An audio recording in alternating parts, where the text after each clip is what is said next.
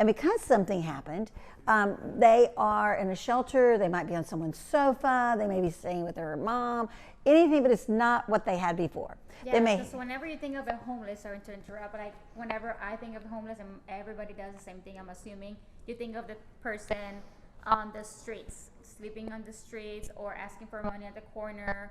And I mean, of course, you can help those as well if they are, you know, you're able to help them. But I think you focus more on, like you said, homeless, situational, how do you say it? Situationally homeless. Situationally homeless. Yes.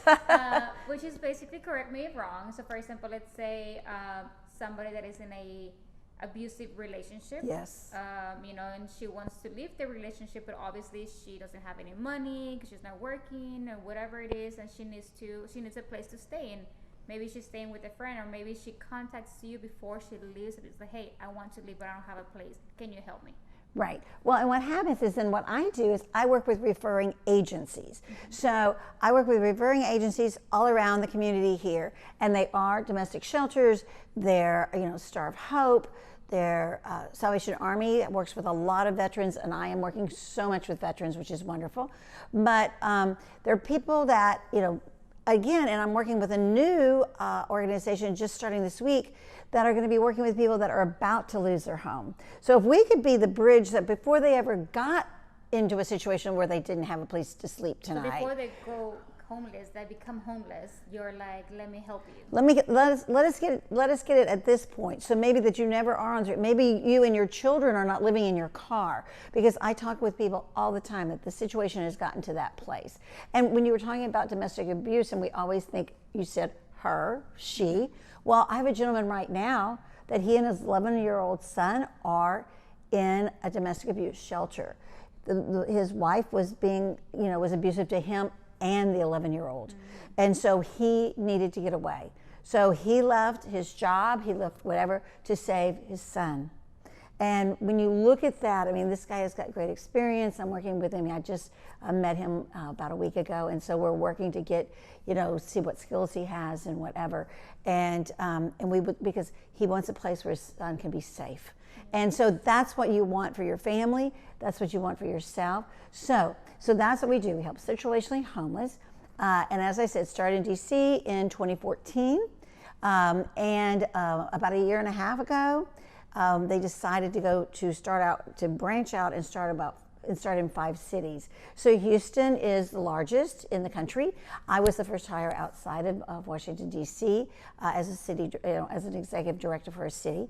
We're also in Atlanta, Nashville, Charlotte, and D.C. area were our first, and now we're also in Phoenix, Orlando, and Charlotte, North Carolina. And so, we're growing in Dallas. We just opened in Dallas just a couple months ago. So we are spreading out as fast as we can because this is such a need.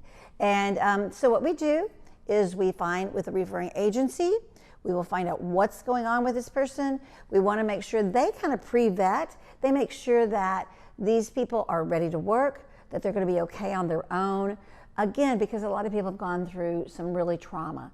So we get them to the place where they're ready to go back into a regular, stable job. Okay. So then we work with the apartment industry, which is like, you understand because you're the expert. Exactly. That's what caught my attention. I was like, okay, wait a minute, what? So explain more to me about it. So. Yes, exactly. So we go to apartment owners and managers, and we say, if we can find you a fabulous employee that could be leasing, maintenance, groundskeeper, those sort of jobs. A lot of times they're entry level. Some of our people have got tons of experience, or we get them trained. We have CAB training, which is Certified Apartment Management Maintenance Tech. We have training for those jobs. We have also Edge to Learn, where we can train people up just virtually, so that we can get people training and then they can get a job within the apartment industry. And because the apartment industry, what a great job that is. Most of the time they're working for a large corporation, they're getting great benefits, they're on a career path. It's great for someone who's starting over. It's also great for young people. We are working with somebody right now. She's 21, and she said to me, you know, I did not have the best start in life, but I am ready to make a difference. I'm ready to do something different. Yeah, you have to be able to help someone. They have to be ready to be helped. Like you Yes. mentioned that before. Like have to have that mindset, because sometimes you want to get someone out of a situation, or you know that it's not good for them, but sometimes they're just not ready. You know, Yes. it's like it doesn't even have to be abusive in physically. Sometimes it's emotionally. Sometimes a friend of yours is dating somebody that is not good for them, but that person is not ready to leave. There's nothing you can do. But once that person is ready, then that's when you jump in and you're ready to help them past that situation, so they don't become homeless either by themselves or with children. Here, Exactly. like you mentioned. Yes. And then like with veterans, can you give me a story Yes. about a veteran? Yes. A lot with veterans. I do work a lot with veterans, and so many times in the veteran population, they come home from whatever it is, they get a job, something happens, and maybe they just don't know what to do next. So, particularly with COVID, we have got so many people who have lost their jobs, and they held on as long as they could, but maybe that's when they lost their home.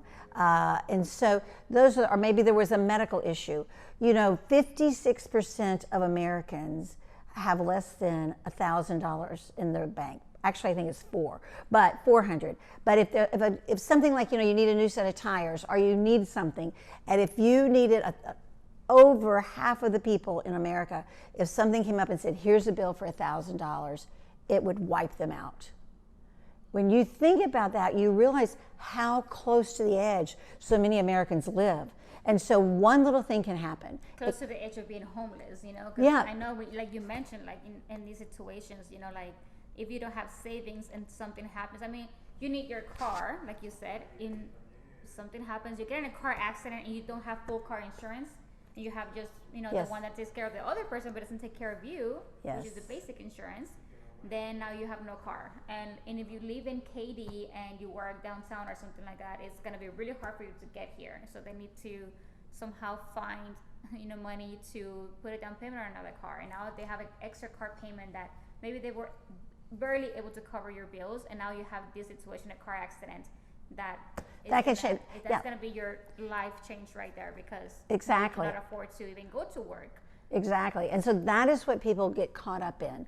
And so what's wonderful is that what we do, and what, like I said, our referring agencies, we work with people, we can get them trained. Then my job is to put them in touch with the apartment industry. We have industry partners who are really happy because there's a crisis right now. Yeah. In People the don't want to, I say they don't want to work, but there's certain jobs that they don't want anymore, and whatever, that's a different topic, but yes. There is need for people to work. Yes, there is a great need. There's people that need work, like this, and right. especially with them, like we talked about before, they're way more appreciative in a way, because they're Yes. like, thank you so much for giving me this job, even if it's a basic pay, because you get them a job and a place to stay. Right. So you help them and their family, or whatever the situation is, and they're just so appreciative. So they Yes. are even better employees, like you mentioned. Right. And I will tell you, I hear from people all the time.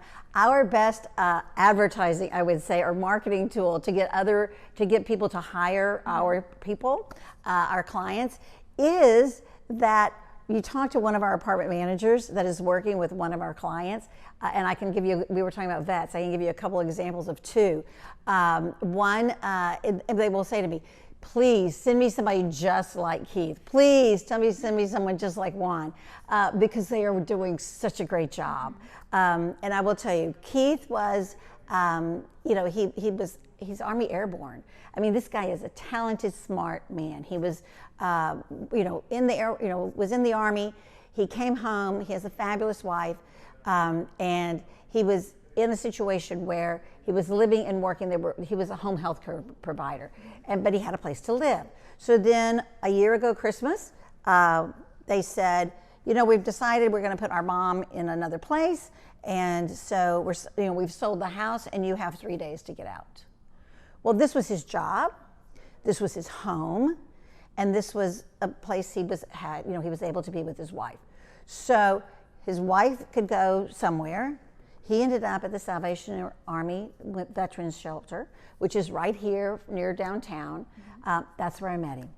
And he's such a hard worker, and he's so great, and he's done so much for our country. And all he wanted was a chance. All he wanted was a chance. So we found him a job out in Katy with IMT.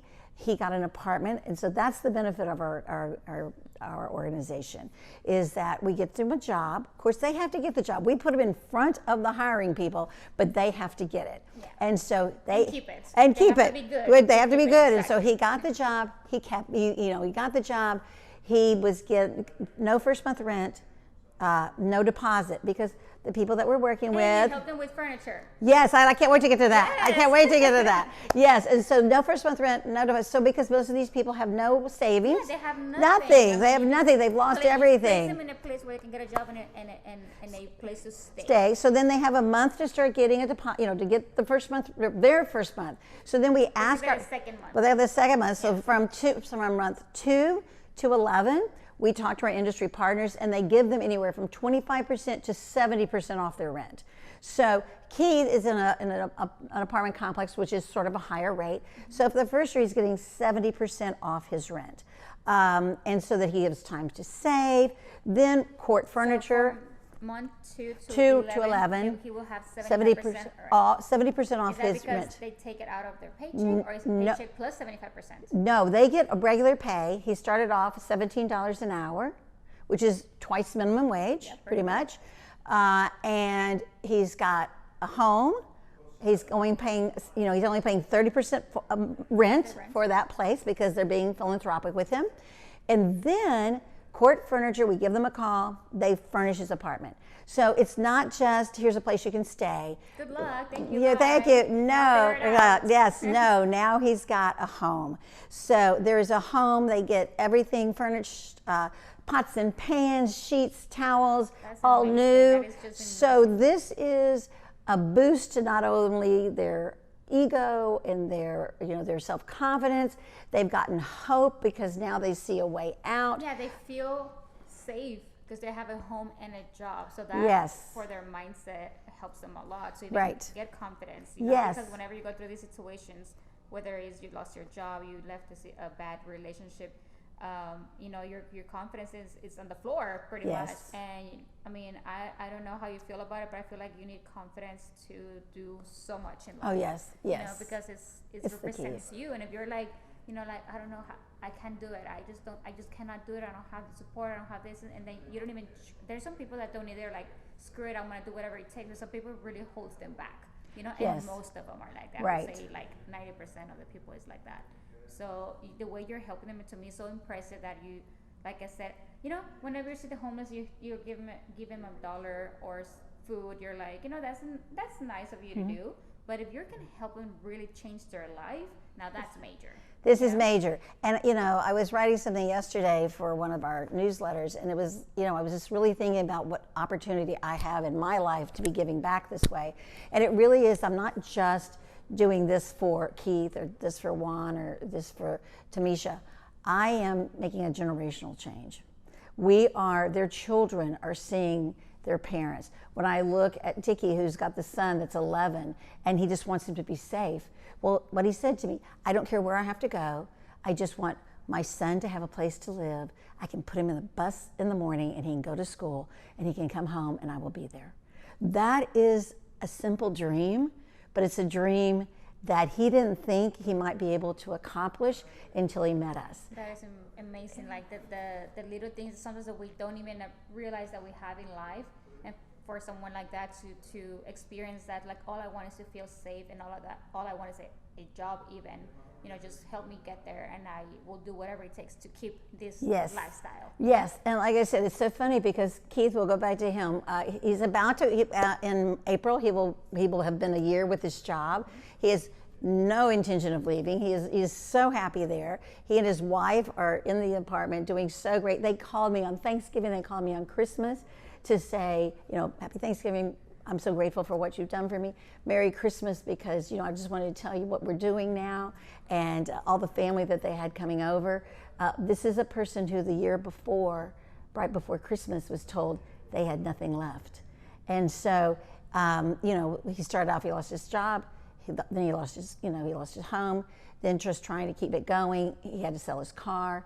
So now he's like saving money to get a car. You just see that, he's on this upswing.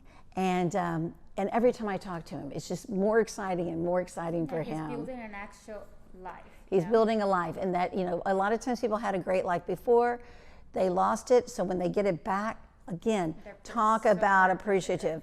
And so Keith, when I saw him not too long ago, he was saying, well, I guess this was back when he'd only been there a few months, and I'd already heard he was doing really great, but I said, so how's everything going now? And he said, well, they told me I need to stop volunteering to take other people's shifts because I just got too much overtime. He said, and so my manager said, I love what you're doing and you're doing a great job, but you've got to stop when people need something, you stop doing. And I thought, Stop working so much. Stop working so hard. Stop working so hard. Like, that's rare. That's rare. That is exactly what I thought. I said, well, you know what? There's worse things that your boss could tell me that we are so excited about you, but you're just working a little too hard. You need to step back and take a little time off. And so I love that, but that's what I hear. That's what I hear about the people that we have. He loves what his life is right now, and he loves his job obviously too. Yes. And this is why, and whenever you love what, like us, we love what we do, and like everybody's like, why are you working all the time? It doesn't even feel like work when you like it, and sometimes there's not much of a balance of what is a work-life balance, but it's my life is kind of like my work, but because I enjoy it in a way. Right. And there's people feeling like that, and thanks to you and your organization to help them get there. Yes. How can people support this charity? Yes. Well, one of the things that I wanted to tell you that I didn't get to yet is another thing that we give our placements is that we find them a mentor. Mm-hmm. And that is a professional person normally. They do not have to be like in the apartment industry field or anything like that. They're just someone who is a mentor for these people.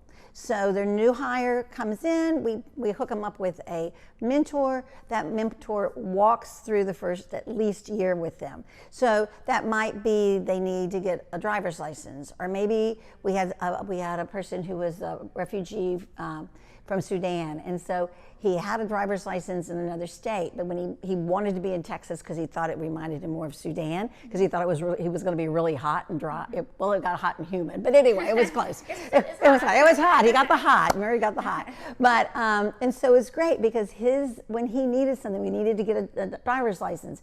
He didn't have it yet, so his mentor drove him and got him his driver's license. And then when he wanted to get a car, because he was not from here, he wanted to make sure he had the right terminology. So his mentor, kind of walked him through, when you go in, this is what you should ask. Because he wanted to be a strong, individual and go in and do it himself, but he just wasn't quite confident and didn't know the terms. He didn't know the terms. Yes. Holds people a lot back right. From the little things, even to go get, a car license or whatever. Right. More if you're in a different country. You're like, yes. I know because my fiance is from Austria, so whenever I spent weeks over there, honestly, I can't wait to come back because like everything's so different over there. Even I try to charge something at the store, and the language is so different, and I'm just like, it's confusing. And I'm such a strong, independent person, right? And I don't even want to go and buy stuff on my own, sometimes because I know it's just harder, you know? So it's like I'd rather have him come with me. So having someone there, even if I'm doing it on my own, just knowing that he's there for me, I'm like, I feel a lot more safer and confident, like, it's just so much help. So yes, mentoring. Yes, and again, right, and it is exactly that. It's not necessarily that they're doing it, they're not doing it for them. They're just kind of helping them along to give them someone that they can kind of ask a question to or whatever. And so we need mentors. The question was, what do we need? We need mentors because someone who will walk beside them. And sometimes it's just making a phone call once a week. How are you doing? Yeah, just and have that. So we need mentors. We need people who know how to write resumes or maybe be a job coach, help them like if you're going to do an interview. A lot of people have been on interviews, but you gotta have, there's a little nuance to know how to interview.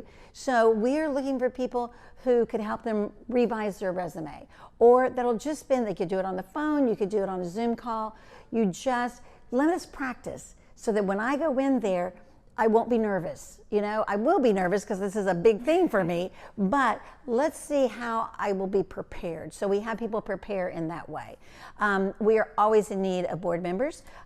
We started out a year ago with 3 board members, about a year and a half ago with 3 board members. We now have 9. What is a board member? A board member is we're not really a governing board, but it's we have a working board. So when we have an event, the board members help put it together. The board members also serve as sort of our ambassadors to the community. So we are looking for industry partner board members because those are the people who know people in the apartment industry to go, hey, you got to hear about this. Mm-hmm. So because that's how when people find out our model, home and job in the same place and whatever, everybody says, this is great. Exactly. It is like, this is great. You don't give a fish for the day or the moment. You're teaching them how to get a fish every day so they can eat every day. Exactly. I don't know if I said that phrase correctly, but you know what I mean. We got it. We knew exactly what you meant. We want to eat that fish every day. And I want those people to eat that fish every day. And so we do that. And it is so wonderful. And so we need board members. And like I said, those are usually, people in the community that know people. It's connection. It's helping, know people that could give grants or, funding. And also it's people who know about fundraising or like to help on those kind of things. Yeah, do so fundraising for you guys, like maybe events and doing events, and this event is for this charity, yes. whatever you spend here or whatever it is. I've never done a fundraising. Hopefully I will do one this year. Never done one, but maybe if you have a board member like to help me put it together, we'll figure it out. We will figure it out because it's fun. Again, and when we do fundraisers, a lot of times it is for raising funds because of course we do need money, but it's also awareness. Getting to be here with you today is exactly what I love and want to do because I want more and more people to know what Shelters to Shutters does. And to know, exactly, to know that you exist and what yes. it does. Because like you said, it's impressive because a lot of people is like, they want to maybe help, but they don't know how to help. And you don't even have to be extremely involved. You can, help with funding or donation or as a mentor. There's just so many ways to help. And this organization is so good because it gives them their life back yes. in a package. It's not like, get a job and then good luck finding an apartment. Oh, here's an apartment, empty apartment. Good luck finding a place how to pay it. Because I've actually had so I have calls obviously from people that are trying to have me help them find an apartment because they have a Section 8 voucher or some type of program that is helping them. But that program is only helping them with certain things, like maybe making the first payment and deposit or even paying the rent every month. But it doesn't give them a job. It does not give them a job, and it does not give them furniture for the place either. No. And sometimes it's hard for them to get approved. Yes. Because you have to make 3 times the amount of the rent if you want to rent somewhere. You have to have a certain credit score sometimes. You have to have a work history. You have to have previous rental history. And you know what? I run applications all the time, and we deny people because, and I see it, and it kind of sucks in a way because it has nothing to do with me because I am not the one that approves this application. It's the owner, it's the management. But if they see, I've seen, for example, experience firsthand where I see an application and I can tell that she hasn't worked in the past 20 years, for example. She has no job history, no credit or bad credit if she comes from a divorce or something. And we cannot approve her. And it's because she just got divorced, she just got separated or and yes. they tell me their stories and it's like, please help me. And I'm like, I wish I could help you, but there's nothing I can do for you to get approved. Like I won't, it's not me, So right. you helping them find a place where they can actually get approved and a job. It is so much helpful because there's people out there that is trying and it's just, they don't have what it takes to get approved, even for, yes. for a normal apartment. Right. And I will tell you, and that has always been the issue is I can't get a job because I don't have a place to live and I don't have an address. But then, okay, I can't dress, I don't have a job because I say, how are you going to pay the rent? And so to be able to have it together, again, I am so grateful for this organization because it has found a way to make that work. And again, so many people lose their cars or whatever. They don't have transportation because of the situation they've been in. They've lost their furniture, they've lost their cars, they've lost everything. So then, because if you're living and working in the same place, your transportation is taken care of. We also, because we're in Houston, Texas, and because the Houston Food Bank is so fabulous, we're the only city in the country at this time that we have, when someone gets their home, they get their furniture, they also get a 2-year a card that for 2 years they can get food stability. So they can go into the Houston Food Bank's little stores and not just say, here's some food, they get to actually shop. So again, giving their dignity back, yes, is food stability. They can buy it, but it's at a discount, I'm assuming? No, it's free. They can they go in and they get up to 60 pounds of food twice a month. And if they have children, it's even more than that.